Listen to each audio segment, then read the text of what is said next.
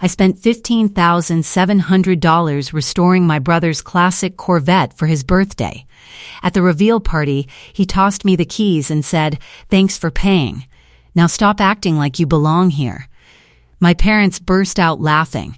I just caught the keys, set them on the table, and left. That night, I opened the original file. By sunrise, a tow truck was sitting outside his house. Then, the driver asked for one name.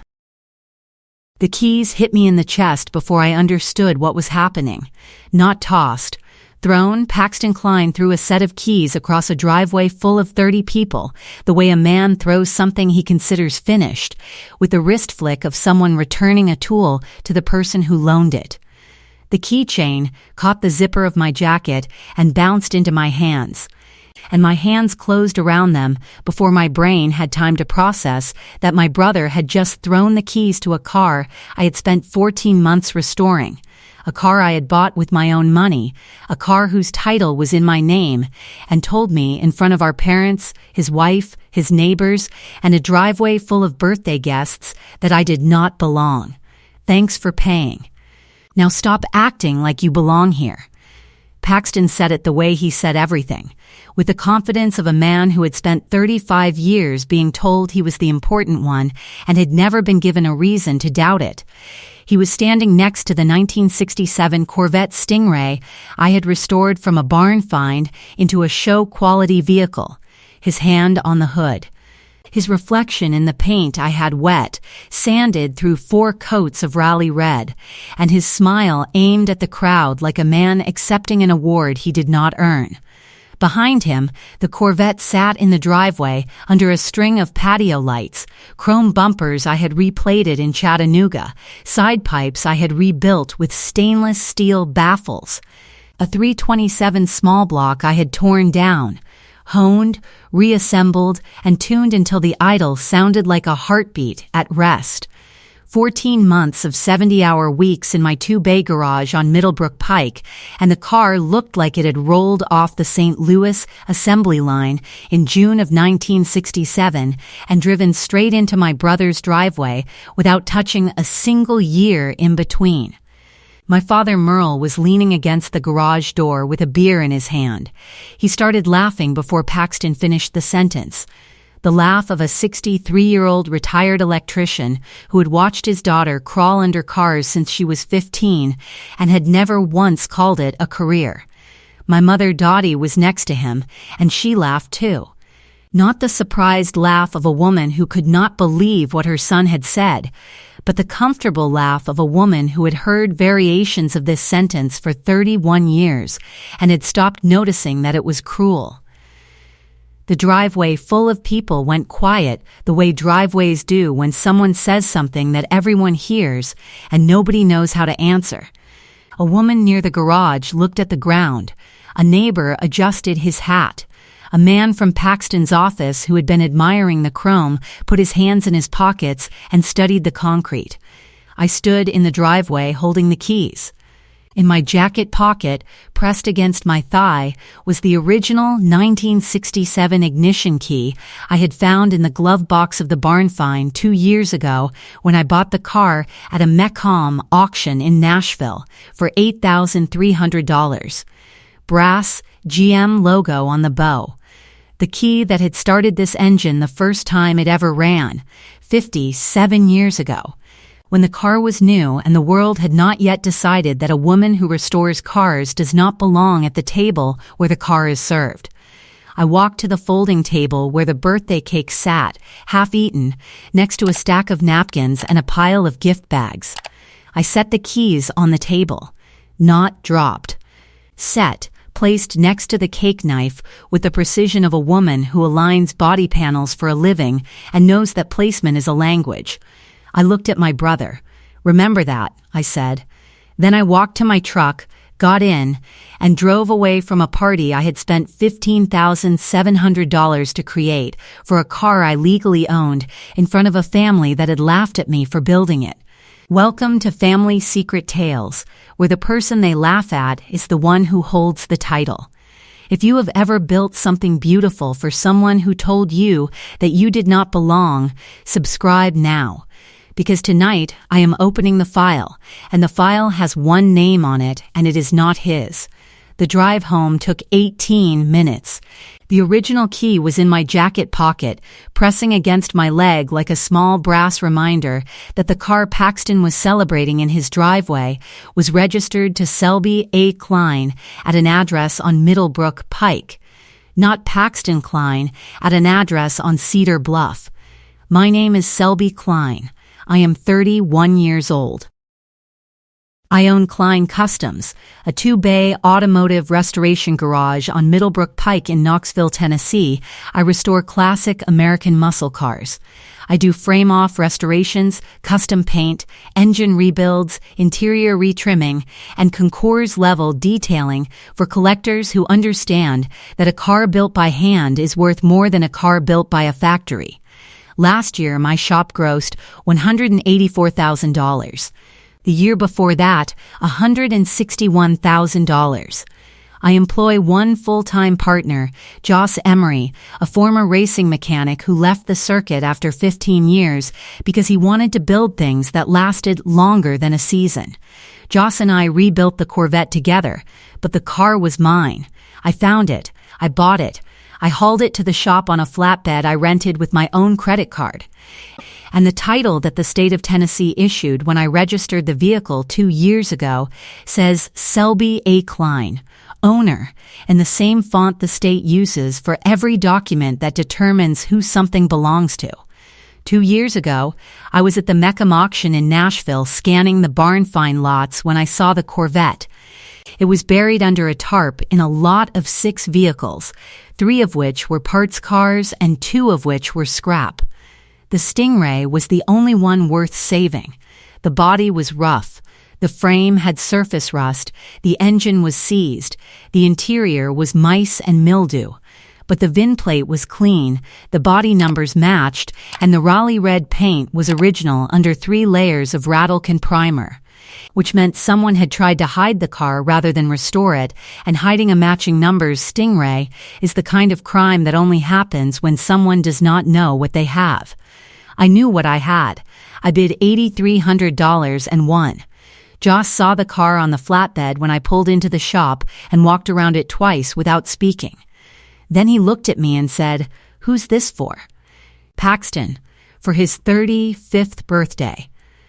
Joss leaned against the fender and crossed his arms. "You're restoring a numbers matching 67 Stingray for a man who calls you a grease monkey at Thanksgiving? He's my brother. Your name is on the title. I'll transfer it at the party. I'll hand him the keys and the signed title at the same time." Joss looked at the car, then at me. "Your name's on the title, Selby. That's not a detail. That's a fact. And facts don't change because someone blows out birthday candles. I did not listen. I should have. The restoration took 14 months. I documented every step the way I document every build. Photographs, receipts, vendor invoices, hour logs. The numbers were clean. Parts, $9,840. Machine work, $2,180. Chrome and plating, $1,640. Paint and materials, $1,380. Upholstery, $660. Total, $15,700. Every dollar from my business account. Every hour logged in my shop ledger. Every receipt filed in a folder I labeled Paxton Birthday and kept in the filing cabinet next to the safe where I stored the vehicle titles for every car in the shop. The restoration money came from a commission I earned restoring a 1969 Camaro RSSS for a collector in Chattanooga. He paid me $22,000 for a frame-off restoration that took 9 months, and when I delivered the car, he shook my hand and said, "You have better hands than anyone I have worked with in 30 years of collecting." I used that money to build Paxton's birthday present. The collector's compliment was worth more to me than the check, but the check was what built the Corvette, and the Corvette was what Paxton threw keys at. What my family knows about my work is that I play with junk cars. Merle has visited the shop once in 6 years, and he spent the entire visit looking at the lift and saying, "Your brother could have gotten you a job at the agency." Dottie has never visited. Paxton has visited twice, both times to drop off his truck for an oil change he did not pay for. My family sees a woman in coveralls with grease under her fingernails and smelling like Bondo and mineral spirits, and they see the wrong career, the wrong life, the wrong Klein. What they do not know is that I have also been paying for Paxton's garage rental. 3 years ago, when I told Paxton I was restoring a car for him, he needed a climate-controlled bay to store it once it was finished. He did not have one. His driveway was exposed, and his carport leaked. I rented a bay at McCord Storage on Kingston Pike, $475 a month, and told Paxton the car would stay there until the reveal. He assumed Merle was covering the rental because Merle told him he would handle the storage. Merle did not handle the storage. I handled the storage. $475 a month for 36 months.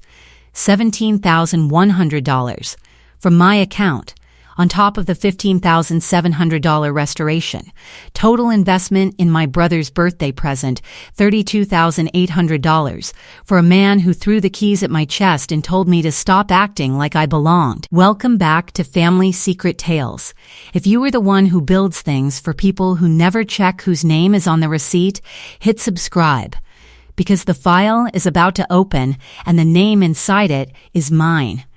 I pulled into my garage on Middlebrook Pike at 9:30. Joss was still in the shop, finishing a brake job on a customer's truck, the radio on low and the bay doors open to the warm Tennessee night. How'd it go? He did not look up from the rotor. He threw the keys at me, told me to stop acting like I belong.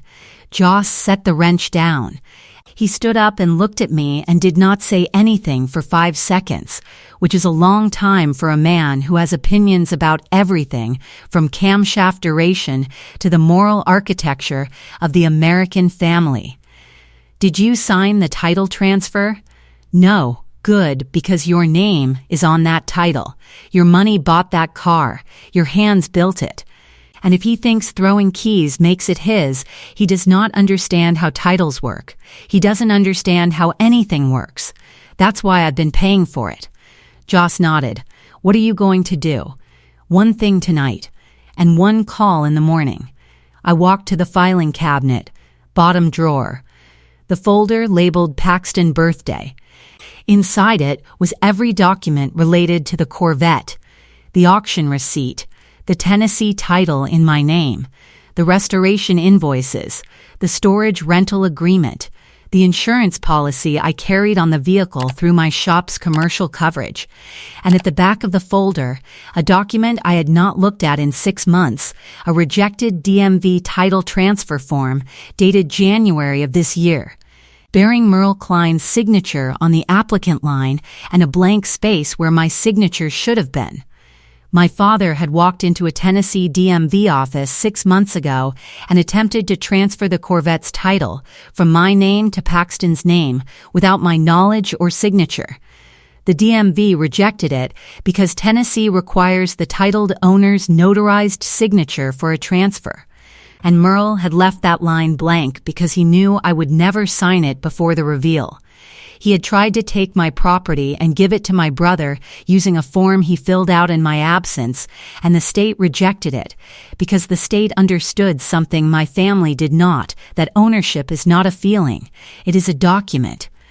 And the document said Selby. I almost closed the folder and went to sleep. The party was over. The humiliation was fresh. The keys were on a table in Paxton's driveway, and the original brass key was in my pocket, and the car was sitting under string lights in a driveway that was not mine, but the title was mine, and the title was enough to wait until morning. But the rejected transfer form stopped me. Merle had tried to steal the title in January, 6 months before the party, before the reveal, before the keys were thrown. My father had decided in January that this car belonged to Paxton regardless of whose name was on the title, and he had tried to make that decision legal without telling me. That was not a birthday gift. That was a theft that failed, because the DMV checked the paperwork and my father had not. I picked up my phone and called Knoxville Recovery and Towing. 24-hour service. I told the dispatcher I needed a flatbed sent to an address on Cedar Bluff Road to recover a vehicle registered in my name. I gave the VIN. I gave the title number.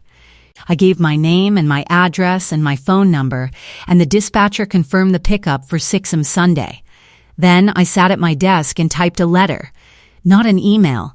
A letter printed on Klein Customs letterhead addressed to Paxton Klein. The letter stated that the 1967 Chevrolet Corvette Stingray, VIN, was the property of Selby A. Klein per Tennessee title, and that the vehicle would be recovered from the premises at 6 a.m. on Sunday. The letter further stated that all storage rental payments and restoration costs constituted an investment by the titled owner and that no transfer of ownership had been executed or agreed upon. I printed 2 copies, one for Paxton, one for my records. Then I opened a second file on my laptop, the rejected DMV transfer form.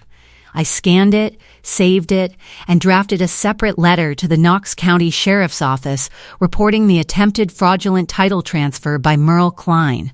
Tennessee Code Annotated 55-3-126 makes it a Class A misdemeanor to file a false or fraudulent application for a certificate of title. My father had done exactly that. The letter and the evidence would be delivered Monday morning. I almost stopped after the tow was scheduled. The car would be back in my shop by 7 a.m. The title was mine. The point was made. But the number $32,800 stopped me. The total I had spent on a man who threw keys at my chest and told me I did not belong. $15,700 in restoration.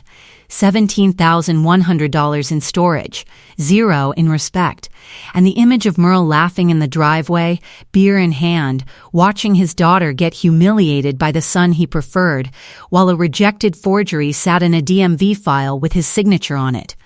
That image was worth more than sleep. I called Joss at 10:45.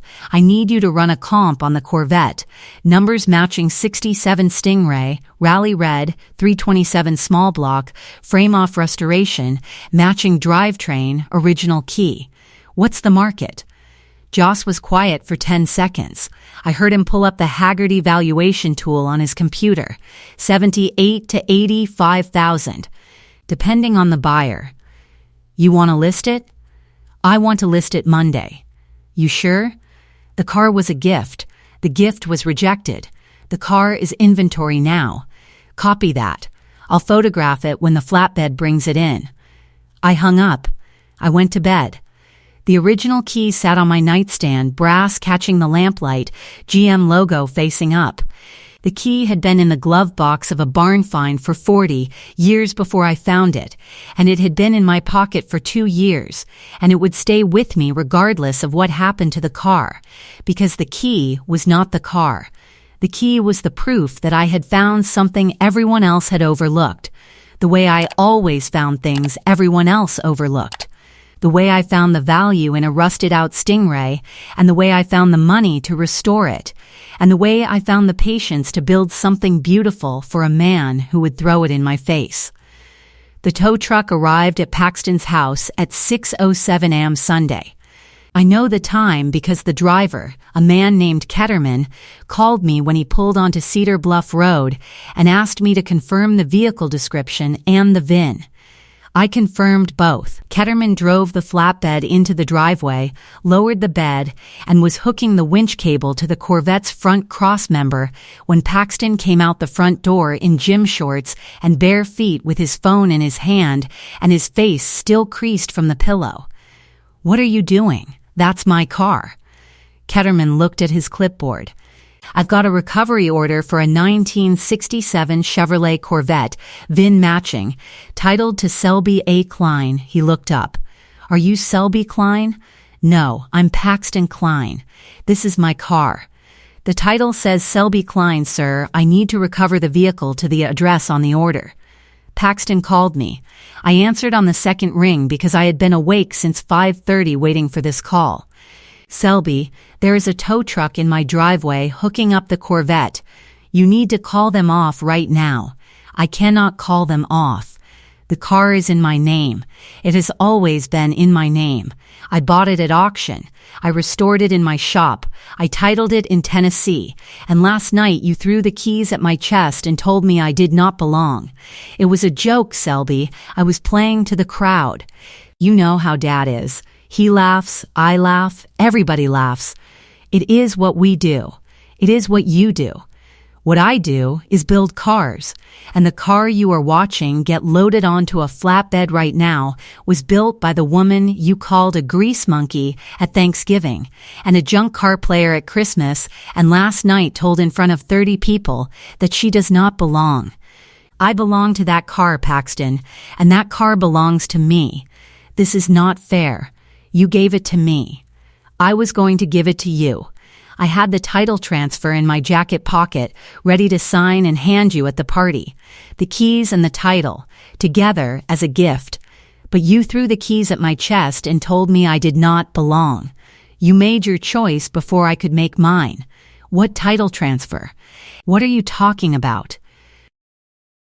I am talking about the piece of paper that would have made the car yours. I was going to hand it to you right after the keys. I was going to sign it at the table in front of everyone and hand you the title and the keys at the same time. But you threw the keys before I could reach into my pocket, so the title stayed in my pocket.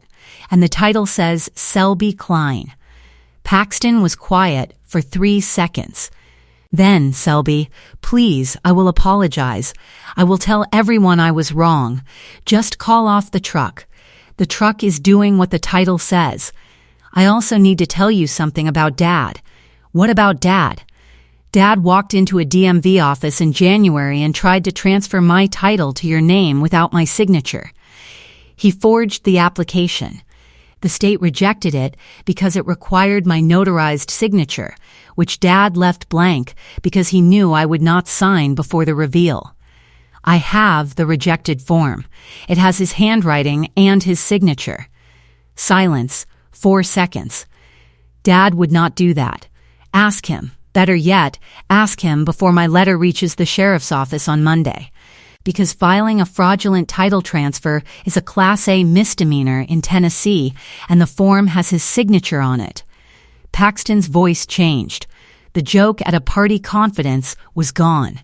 The bare feet in the driveway reality had replaced it. You are not seriously going to have Dad arrested over a car. I am seriously going to report a crime that Dad committed against my property. The same property you told me I did not belong to last night while our parents laughed. I hung up. Ketterman loaded the Corvette onto the flatbed. The car that I had found, bought, hauled, stripped, rebuilt, painted, assembled, and tuned sat on the back of a tow truck at 6:22 a.m. while my brother stood in his driveway in gym shorts, watching his birthday present drive away under the name of the sister he had told did not belong. By 6:45 a.m., my phone had 19 missed calls. Paxton, Merle, Dottie, Paxton again. Merle again. A text from Dottie. This is going too far, Selby. You are tearing this family apart over a car. Over a car. As if the car were separate from the 14 months I spent building it. As if the $32,800 were separate from the account they came from. As if the keys thrown at my chest were separate from the man who threw them and the parents who laughed. A car is not separate from the hands that built it, and a family that cannot see the hands does not get to keep the car. A voicemail from Merle arrived at 7:15. 51 seconds, mostly shouting, ending with, "That car was supposed to be for your brother. You are tearing this family apart over a piece of metal." A piece of metal. A matching numbers 1967 Corvette Stingray with a 327 small block, an original Raleigh red paint and chrome replated in Chattanooga, and an interior retrimmed in black leather, and a frame powder coated and sealed, and a suspension rebuilt with new bushings, and an exhaust tuned to pass at 1200 RPM, and an electrical harness rewired from the fuse box to the tail lights. 14 months of labor. $15,700 in parts and materials, and my father called it a piece of metal the way he called my shop a hobby and my career playing with junk cars. Because admitting the Corvette was a masterpiece would mean admitting the woman who built it was a master, and Merle Klein had spent 63 years unable to say that sentence about a daughter when he had a son. I almost called Merle back. The voicemail sat on my phone like an unpaid invoice, heavy and accusatory, and the daughter in me wanted to explain. Wanted to say, "I built that car for him, Dad. I built it because I thought it would make you proud. I thought if you saw the chrome and the paint and the engine running clean, you would finally see me the way you see Paxton, as someone who built something worth respecting." The words were in my throat like starter fluid in a cold engine, ready to ignite. But the original key on my workbench stopped me. Brass GM logo, 57 years old. I had found that key in a glove box full of mouse nests and mildew, and I had cleaned it and carried it for 2 years, and nobody in my family had ever asked what it was or why I kept it. My father never asked about the key the way he never asked about the shop or the revenue or the collector who shook my hand or any of the things that made me who I was. He did not ask because he did not want to know, and a man who does not want to know his daughter does not get to hear her explain herself at 7 in the morning. Merle drove to my shop at 10 a.m. Sunday. Dottie was in the passenger seat. Paxton followed in his truck. They pulled into the lot in convoy, 3 vehicles in a row, and saw the Corvette on the lift in Bay 1. Joss underneath it photographing the undercarriage for the listing. The for sale documentation already started.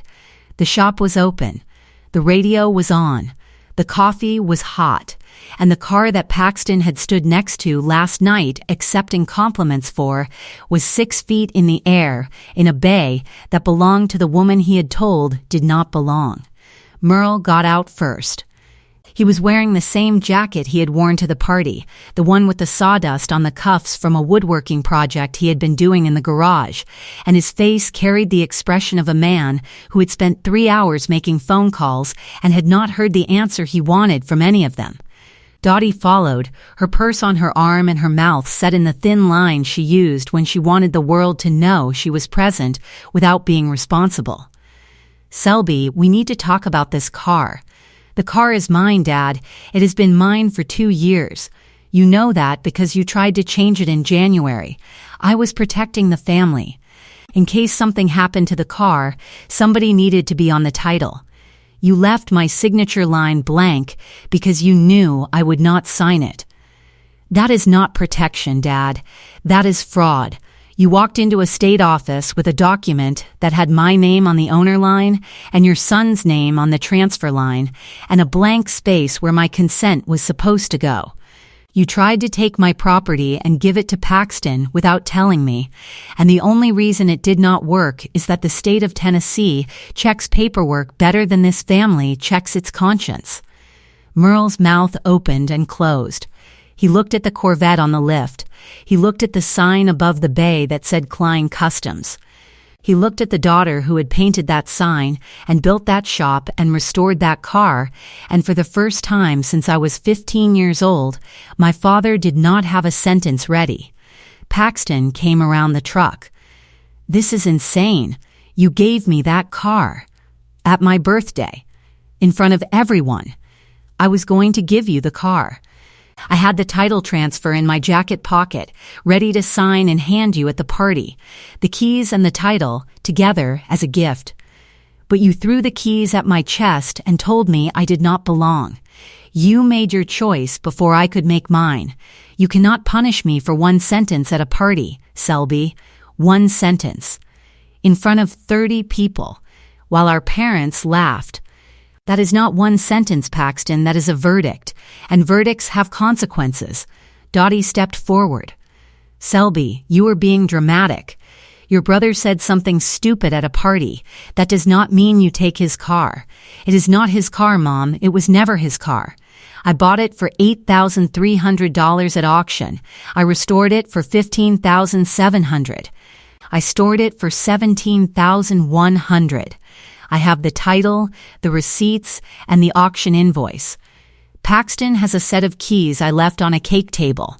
Keys do not make ownership. Titles do. And the title says Selby. I looked at all three of them standing in my shop lot in front of my garage on the concrete I poured myself under a sign that said Klein Customs that I painted myself. And I said what I had been building toward since the keys hit my chest. Let me tell you what you cost me. $15,700 in restoration, $17,100 in storage rental that Paxton thinks Dad paid, but Dad never paid, because I paid every month for 3 years. $8,300 for the car itself. That is $32,800 I spent on a birthday present for a man who threw the keys at the woman who built it and told her she does not belong. And Dad, you tried to steal the title 6 months ago by filing a fraudulent transfer at the DMV. I have the rejected form. It has your signature. It is going to the sheriff's office tomorrow. Merle's face drained. His beer in hand, confidence from the party was gone. He looked at the Corvette on the lift, the car he had tried to give his son by forging a document, and his hands went to his belt loops and stayed there, gripping the denim, pressing down. You told your brother I did not belong, Paxton. Let me tell you where I belong. I belong in this shop. I belong on this title. I belong in every receipt and every invoice and every hour log that built that car from a rust bucket into something worth $80,000. The grease monkey built your birthday. The junk car player made your showpiece. And you threw the keys at her chest and your parents laughed. Paxton's jaw tightened. His eyes went to the Corvette on the lift. The car he had stood next to last night accepting compliments for, the car he had put his hand on and called his, and the lift held it 6 feet off the ground in a shop that belonged to the sister he had mocked, and the distance between the driveway and the lift was the distance between a lie and a title. You told me to stop acting like I belong. The title says Selby Klein. The tow truck came this morning. I belong to this car, and this car is going to a buyer who will appreciate what I built, because you never did. Merle's knees bent. He put his hand on Paxton's truck bed and lowered himself down until he was half sitting, half leaning, the posture of a man whose legs have decided the conversation is over, even if his mouth has not. His jaw was working without sound. His eyes were wet, his hands were shaking on the truck bed rail, and his breathing had gone thin and fast. This is the last restoration, the last rental check, the last oil change, the last time I build something beautiful for a family that calls my work junk in my shop a hobby and my career playing with cars. The Corvette is listed for sale as of this morning. Joss is photographing it now. The buyer will get a car that is worth more than everything in this lot combined, and the buyer will know the name of the woman who built it, because my name is on the title, and my name is on the listing, and my name is on the shop, and none of those names are Paxton. Dottie's hand came to her mouth. Merle stayed on the truck bed. Paxton looked at the concrete. Joss rolled out from under the Corvette on the creeper, stood up, wiped his hands on a shop rag, and said nothing. He did not need to. The listing photos were on his camera. The comps were on his screen. The car was on the lift in a shop where it belonged, built by a woman who belonged, titled to a name that belonged, and the family standing in the lot was the one that did not. The fallout was mechanical. The police report for the fraudulent title transfer was filed Monday morning. Knox County Sheriff's Office assigned it a case number. Tennessee Code 553126, Class A misdemeanor, penalty up to $2,500 and 11 months, 29 days. Merle received a call from a deputy on Tuesday asking him to come in for an interview. He called me 4 times before the interview. I did not answer. Paxton's storage rental at McCord's was canceled Monday afternoon. The facility manager sent him a formal notice. The climate-controlled bay had been paid through the current month under the name Klein S. and would not be renewed. The $475 monthly payment that had appeared in McCord's system under Klein S. for 3 years simply stopped. Paxton called McCord's and asked who had been paying. The manager told him. Paxton did not call me. He texted one word, "Why?" I texted back, "Because you're my brother." Past tense. The Corvette was listed Tuesday morning on Bring a Trailer, Hemmings Motor News, and Joss's private collector network that he had built over 15 years on the racing circuit. Within 48 hours, the listing had 214 views, 16 saved searches, and 4 phone inquiries. The estimated sale price, $78,000 to $85,000. For context, Paxton's annual salary as an insurance adjuster was $72,000. The car his sister built in a shop he called a hobby was worth more than a year of the career he called real. Dottie left a voicemail Wednesday night. 90 seconds. She did not cry. She said, "Your father is not sleeping. He sits in the garage looking at the space where the car was. He told me he tried to transfer the title because he wanted Paxton to have something real from the family. He said it was not stealing. He said it was giving. I listened once. I deleted it. Giving does not require forgery. Giving does not leave a blank signature line. Giving is what I did when I spent $32,800 on a birthday present. What Merle did was taking, and the state of Tennessee agreed. Merle sat in his garage on Thursday evening. The bay was empty. The concrete still had the tire marks from when Joss and I had rolled the Corvette out for the reveal, 4 black arcs where the tires had turned, shaped like the ghost of a car that was no longer there. The ghost was in my shop now, detailed and listed and waiting for a buyer who would know its value without needing to be told. Merle sat in a folding chair looking at the tire marks and holding the birthday card I had written and left on the party table next to the keys. The card said, "For Paxton, built by hand, given with love, from Selby." Merle had picked it up after I left. He read it 4 times. I know because Dottie told me later that he sat in the garage for 2 hours and read the card and looked at the tire marks and did not speak. The card was the only thing I had left behind that still had my name on it, and now it was the most expensive card Merle Klein had ever held, because the gift it described was on a lift in my shop, and the love it described was in a tow receipt, and the name on the police report sitting on a deputy's desk was the same name on the card, and all 3 documents said the same thing: Selby built it. Selby owned it, Selby gave it, and the family threw it back. The original key was not in the garage. It was in my shop, on my workbench, next to a cup of coffee and a listing printout, and a life I had built with my own hands. The key was in both worlds now, absent from the garage where Merle sat, present in the shop where I stood. The car would leave my shop when the buyer came Saturday. The key would stay with me. Because the key was the first thing I found in that barn find, the thing that told me the car was real, and a woman who finds real things does not give them to people who cannot tell the difference. Thursday morning. Klein Customs. I stood in Bay 1 with the original key in my hand. The Corvette was on the ground now, detailed, photographed, listed.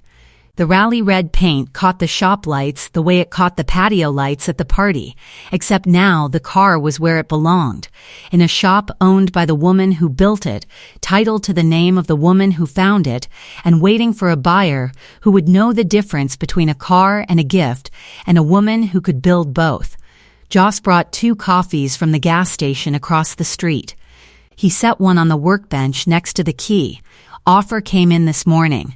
Collector in Nashville, 81.5, wants to see it Saturday. Saturday works. Joss leaned against the lift post. Your brother called the shop last night. I answered. He asked if there was any way to stop the sale. What did you tell him? I told him the titled owner makes that decision. He asked who the titled owner was. I told him Selby Klein. He was quiet for a long time. Then he asked me one more question. What? He asked, did she really build the whole thing herself? And I said, every bolt, every panel, every coat of paint. She built it the way she builds everything, by hand, from the ground up, and she is the best I have ever worked with.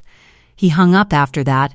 I picked up the key, brass, GM logo, 57 years old. It had started this engine once, on a June day in 1967, when the car was new and the assembly line was still warm, and it would start it again on Saturday when a collector from Nashville would turn it for the first time and hear the 327 catch and hold and idle like a heartbeat at rest.